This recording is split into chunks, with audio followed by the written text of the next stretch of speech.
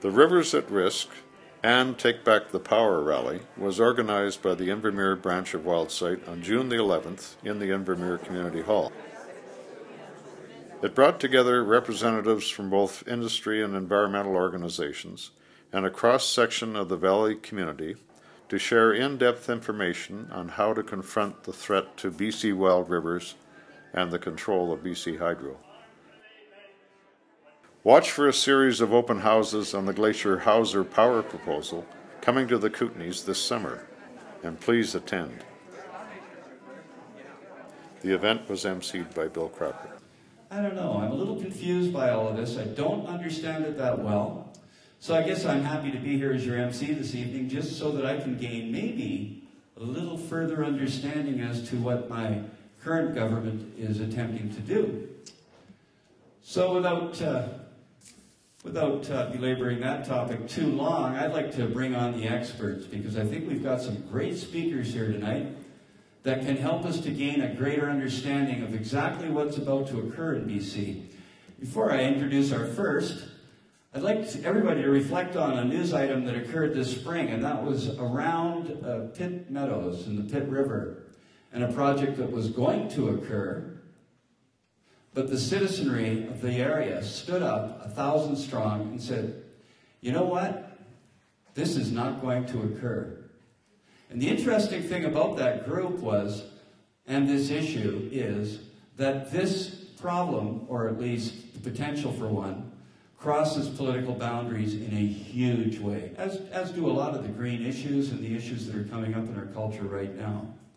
They affect everyone all the way from the right, supposedly, to the left, supposedly, from the liberal to the conservative, to the socialist, to every stripe in our society has the same interest in this one.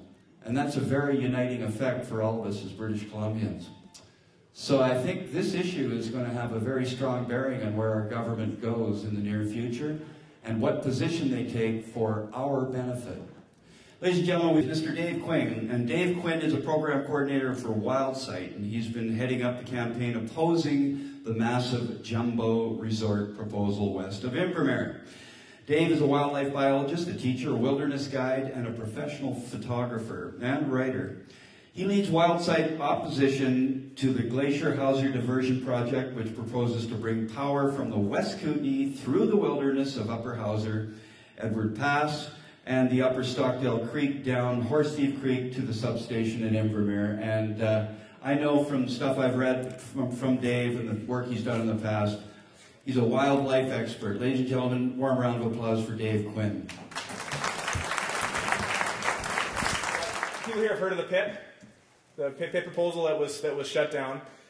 And we learned some lessons from that application and the process that happened there. And the reason for this is that the proposal that we have that's nearest to here, the Glacier Hauser proposal, is the next Pitt.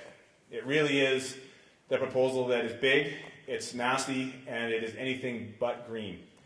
It's plans to divert, not run of the river, not a small dam with a turbine. We always think of micro hydro and green energy as someone or a community or a sustainable entity with a little turbine, a little pipe about this big, and powering their house, powering their town. This is a 125 megawatt project that is diverting 10 kilometers of Glacier Creek and 12 kilometers of Hauser Creek, plus I think 5 or 6 tributaries down into the Duncan Reservoir. They never go back into the creeks. So critical burbot habitat down low, bulltrout habitat, kokanee, whitefish, you name it. Those lower reaches of those creeks are done. Up to 90% of the stream flows will be removed for power creation.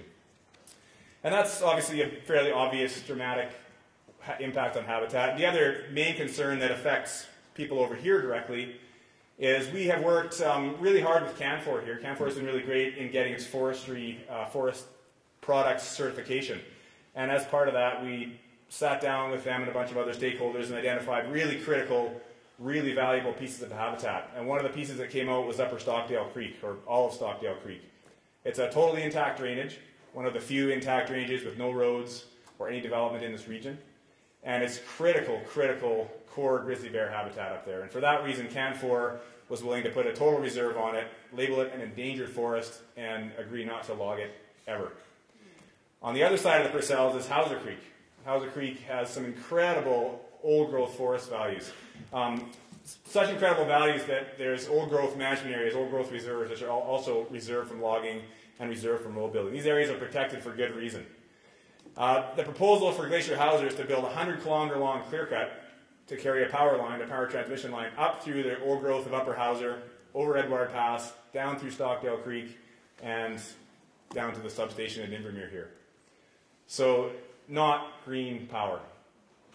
And again, the big issue and the big substance of the discussion tonight is the lack of our opportunity to have any input or have any say as to whether that's something we want to support. So, what can we do is the big question. Axor, who runs Glacier Power, Glacier Purcell Green Energy is another kind of one of their sub companies, has finally provided their plan to the government, to the Environmental Assessment Office. Within the next 30 to 45 days, we expect them to have open houses. There will be one in Caslow. We're trying to get one in Nelson because there's a whole bunch of citizens that are very concerned there. I don't think they'll go for that, but we're going to keep pushing them for it. There will be one in Invermere. At the Pitt River open house, over 1,000 people showed up. That's what we need to do here. When it comes time to come and learn more about that proposal and let your voice be heard, tell your dog, bring your grandma, bring your kids, and show up and add your voice to the call to keep Kootenay Rivers wild.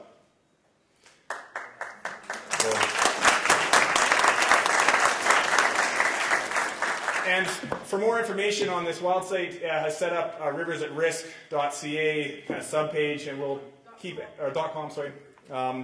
We'll keep adding information to that. So riversatrisk.com, and check that regularly, and that will have all the information about open houses, where they're going to be, when they're going to be, how you can hop on a big yellow bus and get there, and any other information you might need. So the question was, where is the Glacier Hauser project at right now? And they have just recently submitted their project summary to the Environmental Assessment Office, and it's I think 1,200 pages. It's 1.5 feet high apparently. So the idea there is that buried within that is information that's damning or missing information that's damning, and the hope is that we won't have time to go through it all. So the process from there is once the EAO office, Environmental Assessment Office, goes through that, they like it, they put it out for public review. That will be in the next month, I would think. After that time, there's a 45-day window for the public to comment on that 1,400-page document, which I think if we all started reading the day it was released, we probably wouldn't even get halfway through it by the time the comment period was over. So that's a huge issue right there. So within that 45-day window, the proponent is obliged to hold a certain number of open houses, and that's where Caslow, Invermere, and I believe Argenta are the 3 planned events. So big population centers right there. We're again pushing for Cranbrook and Nelson, but I don't think we're going to get that. We're going to keep pushing. So where it stands now is we wait till the announcement comes out in the paper that this project has been applied for. Public has 30 or 45 days to provide input, and the only input that really counts, I mean, everyone here needs to write a letter, for sure. Get as familiar as you can with the basics. We'll have that up on the website. Get a letter into the Environmental Assessment Office, get that written record in there, and also make sure you show up here for the open house. And yeah, we don't know when that is, they won't announce that until it's released to the public. So good question. So now sometime in the next 45 days there will be an open house, probably right here.